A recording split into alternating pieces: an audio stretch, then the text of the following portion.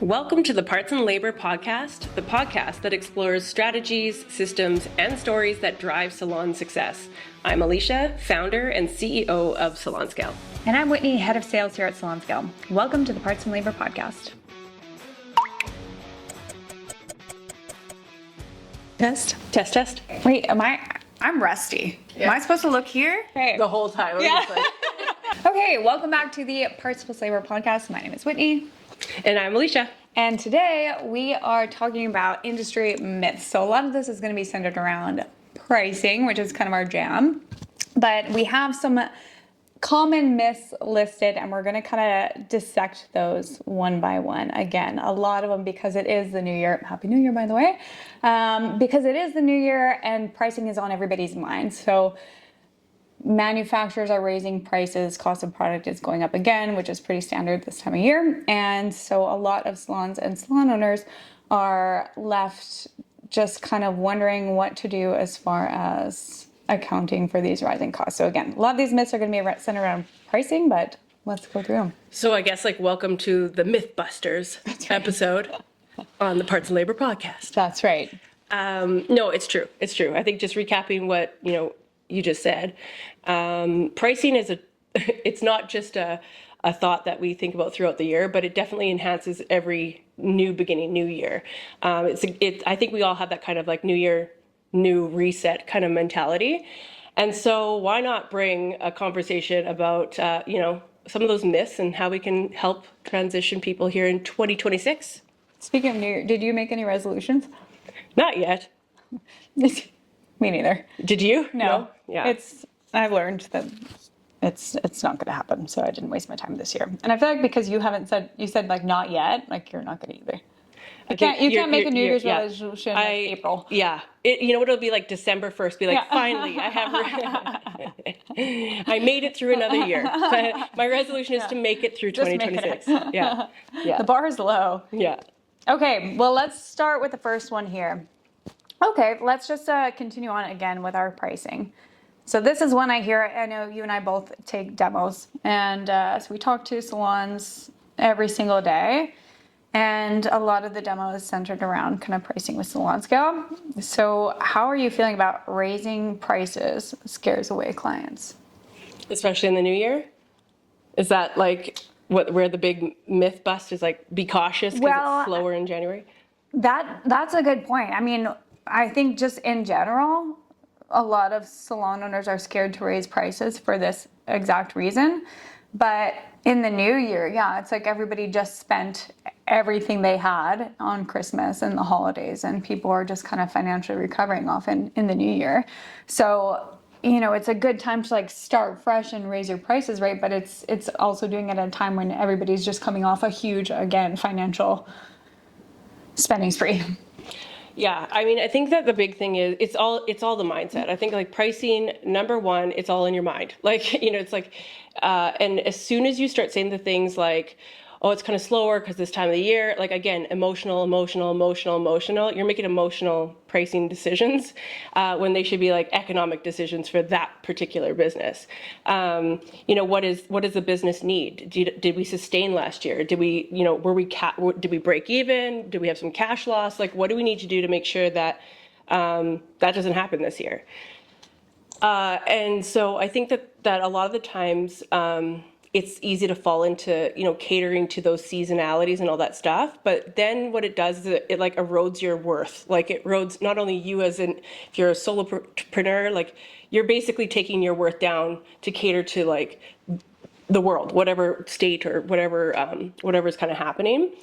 And then as a business, you're getting into a really bad habit of not putting the business first, not being profit first mindset, right? So pricing, to really nail that down, you really want to lean more into profit versus how do I price to make sure I get more this, more that, right? Because that's what we do. Salon owners are notorious for wanting to see chairs full and revenue high, but that doesn't always equate to making a profitable business. Mm-hmm. Yeah, no, absolutely. And So really having a strategy behind price increases, of course. Sip. You led up to that sip for like I a know. long time. I was before it actually happened. stuck on the chair. Yeah. It's like almost spilled my coffee. Let me Like spill your my lips, coffee. like, Yeah. or like this, It when the was. cup was still. It was. I'm glad you enjoyed that. Okay, so, but also specifically, like you kind of touched on this. You said it's emotional, right? Like you're assuming the worst case scenario when you raise your prices as an owner and you're feeling that emotion on behalf of your client. Did you find as a salon owner, like what did you ever fear, like raising your prices and client pushback? Did you get pushback? Oh, all the time. All the time. Like it would be weird to not have that. And like it's like I watch this, I'll see things posted online to being like, get out of your way. And even I do this on our own podcast, be like, you just have to be stronger and not as emotional. I get it. It's hard. I get it. I went through it too. But yeah, I think again, it's really, really difficult because it's into like your work, like what your worthiness is or what you deserve. And it's hard to ask for things for yourself. It's a lot easier to tell others what to do, or it's a lot easier to kind of like sit with it and just like hope something happens. But no one's going to rescue your profit. Like no one's coming. You are in charge of making that happen. And I think that after years of me waiting too long, another 6 months, oh, I'll wait till next year, I'll wait till this, I realized every gap that I waited, I just missed out on opportunity for myself to have a more sustainable or more consistent income. Yeah, no, that's a good point. And did you find like when your clients did mention your price increase, did they just like mention it once and then keep coming back, or did they need explanation? Like how would you guys manage that? For myself, dealing with the customers, I had like zero pushback. I never had anyone that would question. And a lot of the times, like, at the end of my career, I really like built a quite high-end clientele. So really what I could have charged whatever. And they were, they were mine. Like it was a little bit of a change of mindset there. But there, no matter when I would increase it, I'd always have that anxiety. I'd always have that fear of like, oh, I'm going to lose clients. And then I realized that there'd only ever be like one, maybe two that would question. And they would say, oh, is it a little bit different? Is it more than that? And although it was uncomfortable, I would say, oh, yes, prices went up. This is what the situation is now. And in the past, I used to use that one person that complained or the one person that questioned it, and then almost use that as what I assumed everybody else felt. Right? And so it kind of is like the wrong way to look at it. At the end of the day, when you increase your pricing, you could lose up to 10% of your clientele. But if you raise your prices enough, you're going to make the shortfall, right? So every time you raise, you're raising your worth, you're raising your wealth, and you're also skimming through that clientele, making sure that the people who consistently still stay with you and value the things you do every year. It's like you're investing thousands of dollars into education, advanced techniques, whatever it is you're doing, that needs to be paid for. It doesn't come at the same price. Like if I'm specializing, then that service is now a higher fee. You have to kind of invest it back, or else you're literally losing. Yeah. Yeah. No, I think that makes a lot of sense. And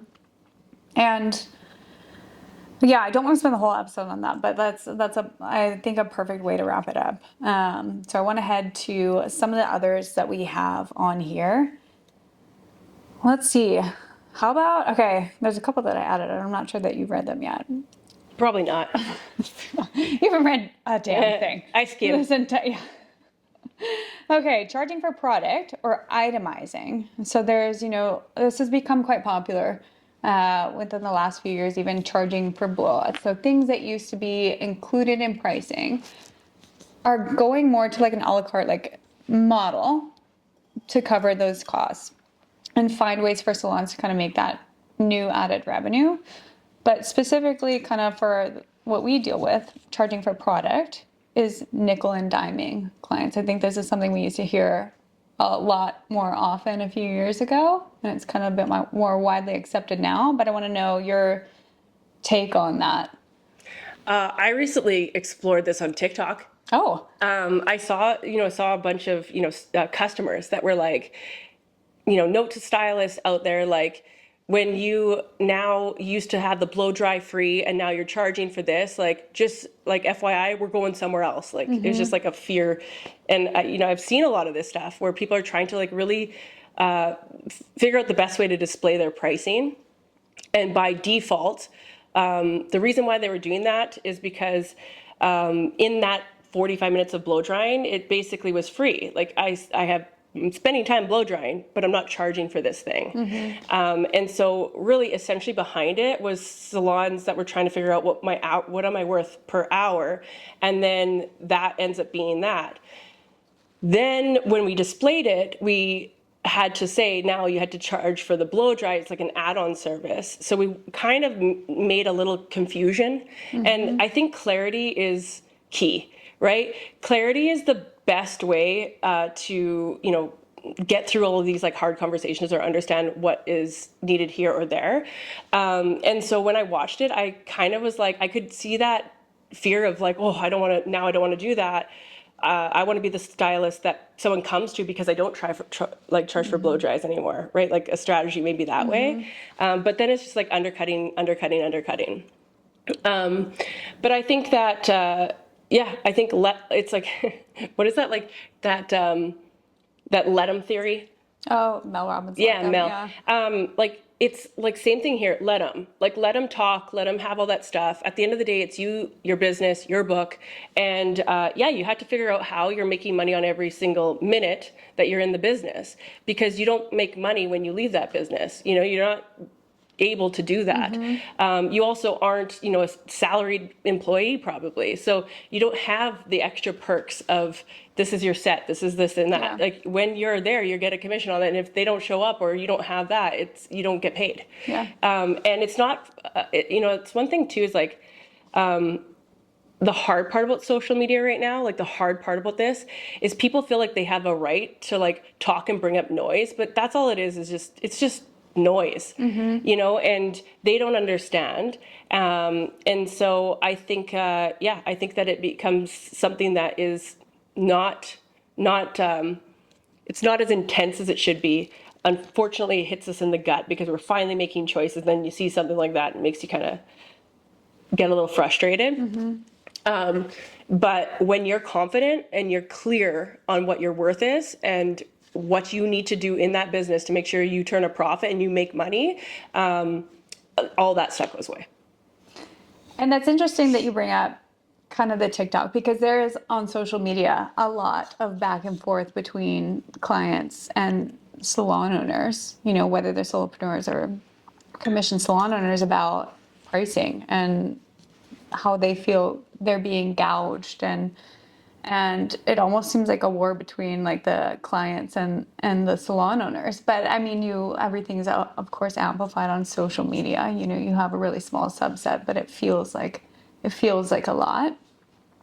And it's kind of on that same note, I didn't write this, but it just kind of came to mind because I feel like there's a little bit of that between like the salon owner and the actual stylists, commission stylists who work for the salon too. And I think it's interesting bringing up commission, because can be a lot of resentment there. And there's this myth that the salon owner is making more than anybody and is making a ton of money on the backs of kind of their commission employees. And obviously you have firsthand experience on that. And I think of somebody who I know paid their stylist well, oftentimes a top stylist can make well above what the owner is actually taking home.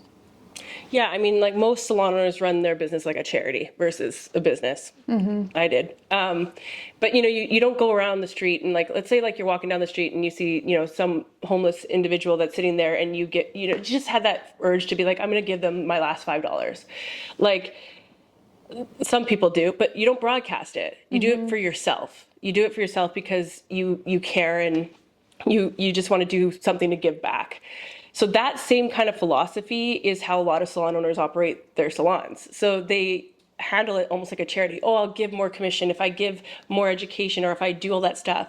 And then resentment comes when they get questioned when the stylists are like, well, why am I not making this, or what you're making all that, and then all of that good deed, all that charity work that you did, is what makes you feel resentment and feel frustrated. It's like, how do you not know that, like, I haven't even paid myself, or I put thousands of dollars, and so I want to kind of take it back to like that giving away. So if you are running your business like a charity and you're not clear on like why this is that and this is this, and that you're prioritizing profit overall, and if people don't want to work with you to build a profitable salon, then get out of it, because it is that situation. You're basically handing dollars out, and you're trying to buy likes, and you're trying to buy their respect, versus having something a little bit clearer. That took me a long time to figure out. That took a long time for me to lean into it. It's because I didn't have a lot of time to like discover and find those solutions and understand exactly what to say or do. But I assure you, when I did, I was a much stronger leader, and I stopped running the salon like a charity. It almost seems like there's a lot of guilt, or like there would be shame, like if you were a salon owner, you were actually making good money, and even if your stylists are also making good money. The beautiful thing about commission is you can make as much money as you want. Like working for commission is incredible. Like the more you do, the more you earn, right? So you really have like an uncapped ceiling.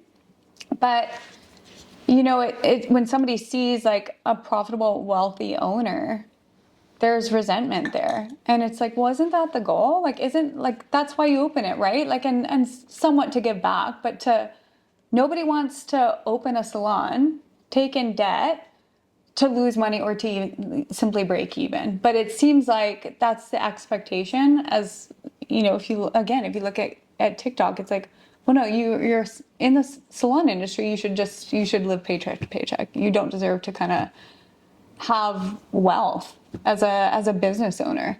Meanwhile, I was at a friend's cabin in the summer, and you know what the nicest cabin on that lake was? He owned a porta potty business.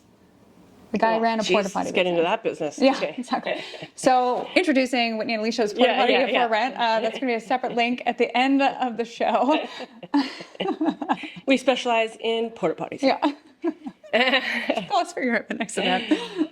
No, I honestly, it's like, again, on the topic of myth busters, like there's myths, there's things that we tell ourselves, there's things that we keep programming ourselves, and it's a lot of emotional, like doubt, insecurity, fear. A lot of it's extended to that fear of failure, fear of losing, fear of staff walking out, fear of communication, conflict. Like there's a lot that we build up. And so like to bust any of those myths, like a lot of those things are not true.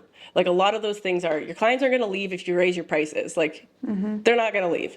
Your staff isn't going to hate you if you tell them exactly why the business is losing money and we need to, start charging for our parts on top of our labor. Like so it's like, be careful and cautious what you're telling yourself in the situations, because you're probably creating your own myths, or you're subscribing to like a negative kind of mindset, versus really leaning into something that's like positive and very focused on growth and longevity in your business. But yeah, I think this will always exist. I don't foresee us really moving through this.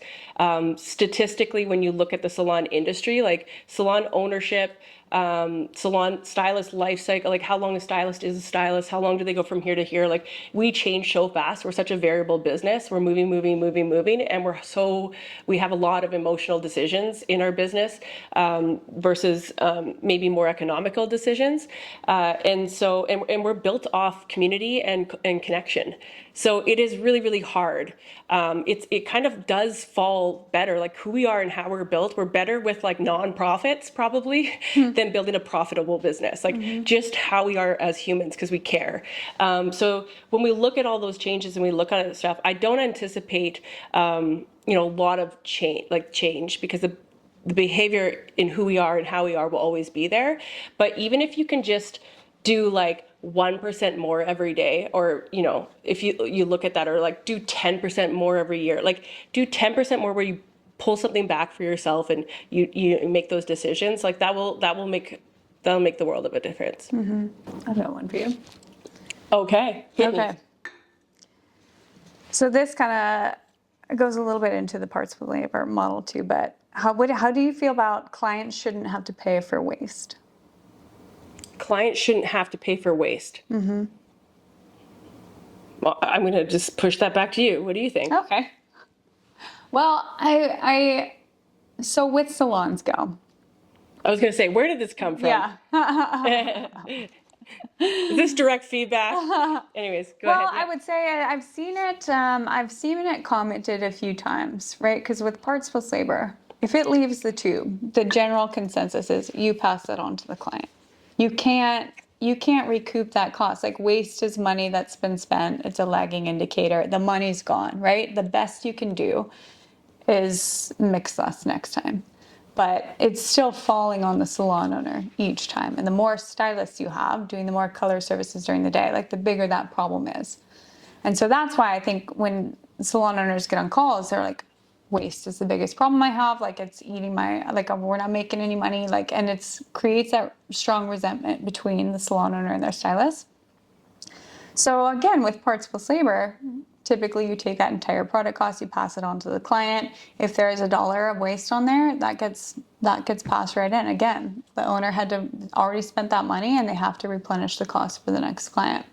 But I've seen comments and I've heard kind of before, well, why would the client have to pay for the waste? Like that's on the stylist. The client shouldn't have to pay for the waste. And when you phrase it like that, it's like, well, yeah, no shit, like that makes complete sense. Like a client shouldn't have to pay for their stylist mistakes, right? But I had to really kind of think about this one, and I think the best example that came to mind was if you were to hire a painter, and they're going to give you a quote based on how long it's going to take them and how much paint they have to buy, right? And so let's say they quote you $500 and it's going to take them 2 gallons of paint. So they go to Home Depot, they buy the paint, and then when all is said and done, looks great. Are you going to ask to see like the paint, like how much is left in the can? Like, are you going to, and if let's say it only took them 1.5, do you expect to be reimbursed for the half can of paint that they purchased? No, right? They already spent the money. They can't return it. It's probably custom to exactly what you wanted. So it's probably going in the garbage, but that's money that's been spent. And so, and if they have employees working under them, then again, that's just falling on the business. Like the money's already been spent. So the alternative would be that the owner takes that hit. And it's just not one that's financially surmountable.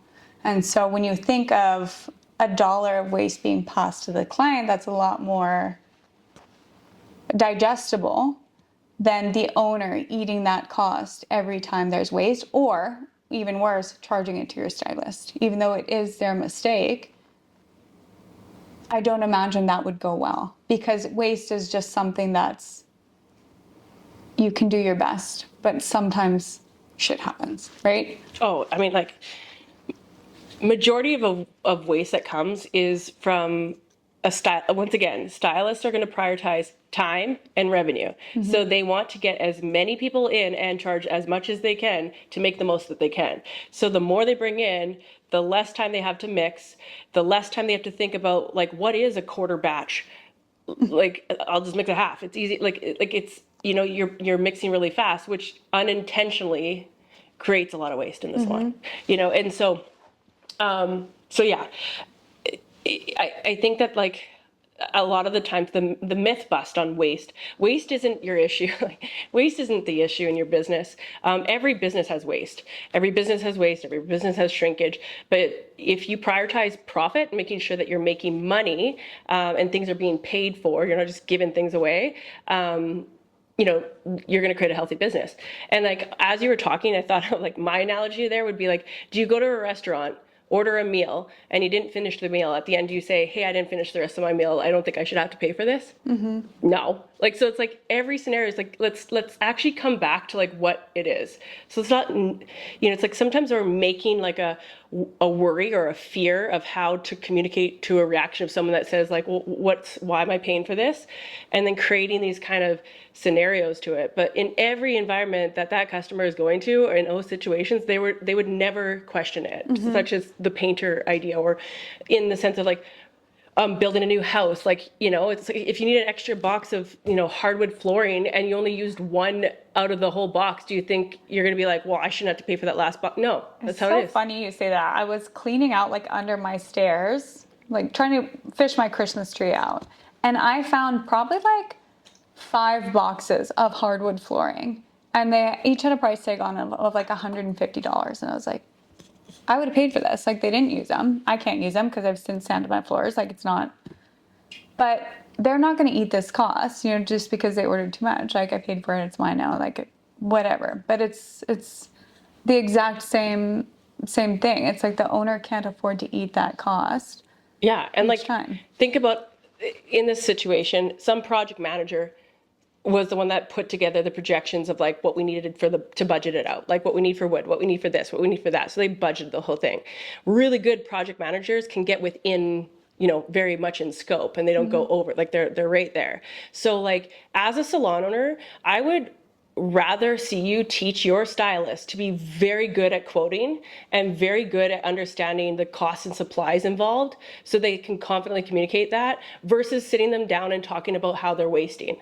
Like, I think that's just such a backwards way to do it, because now they're getting punished. It's a negative. It's like they're shamed. There's like, oh, here we go again, versus saying like, let's make you the best at quoting, feeling confident, know your worth, make sure things are all paid for. And that outcome's going to make you and them way more profit, way more successful, right? That's so true, because if they quote you $200 and it's roughly $200 at the end, even if there's waste left in the wall, it's like, well, I came here to spend $200. You don't care about the same with a painter, right? You only care if it goes way over what was projected, and that's where that emotional discounting happens. Yeah, and honestly, like with salon scale, like a tech that like shows you the exact cost of a bowl, like it only takes a stylist one time to like, because that's the fear too, is like, oh, like are they just gonna mix whatever, like, how are you gonna control how, like, make sure that they stay within a budget, only have 30 grams for roots and only have this, like it's like drop those things, let them color what they want, because it only takes one time for that one stylist to go and mix like $75 of the product and have to be like, that was my fault because of the $75, like, there's like $15 of it that like was my fault of not mixing, right? Like we learn by doing, we learn by understanding and having clarity to what's going on. We don't learn by punishment. We don't learn by some, bowl that like some bin in the back that's like, we wasted this and a sit down. We don't learn in environments that make us feel small. We will always learn, like we always will grow in environments that are, that have more of a learning and opportunity and understanding. Those are areas where you're going to find way more success. And it just doesn't feel good.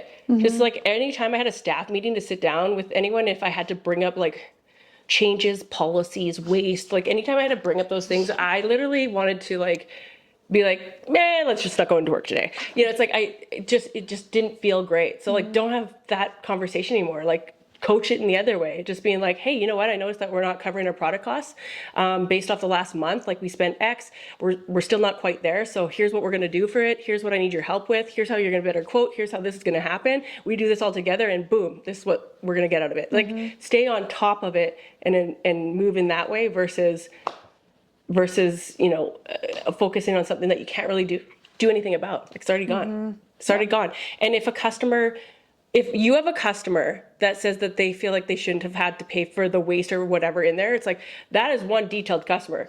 How did they know? Yeah. Did they watch those bowls go to the back? Like who? I've never seen as a customer like a bowl. I've never looked at the bowl. I don't How do they care know? about the bowl. I've gotten like Botox, lip fill. I've never been like, can I see the vials, please? Like I feel I'm not the needle. I've never been like, again. ooh, can I see if you got every drop, please? Like I don't think that happens, That's about right? $2. I'd like that. So again, it's like making situations that probably don't exist, 100%. that only hurt you in the end. So let's just like, you know what? You asked me about New Year's resolutions. That's the resolution I think we should have in this for the whole industry, to get over some of those kind of conversations. I like how and you not don't that. have one, and you I'll just just set give one it. for the I'll industry. use all of mine for everybody. Yeah. Okay, well, now that you've set your New Year's resolution for the entire industry, not just yourself, I think that might be a good spot to kind of end today. Well, we'll be back. We'll talk about myth busts like throughout the year, because it's going to come up and we're going to have conversations, as you know. So, yes, we'll end it here. Thanks so much for tuning in to this episode of the Parts and Labor podcast. And if you're interested in Salon Scale, head on over to our website, salonscale.com. And yeah, we're looking forward to seeing you on the next episode. And follow Whitney and Alicia's Porta Posny Oh, yes. Rental 123. Name Still in Works on Instagram. Thanks.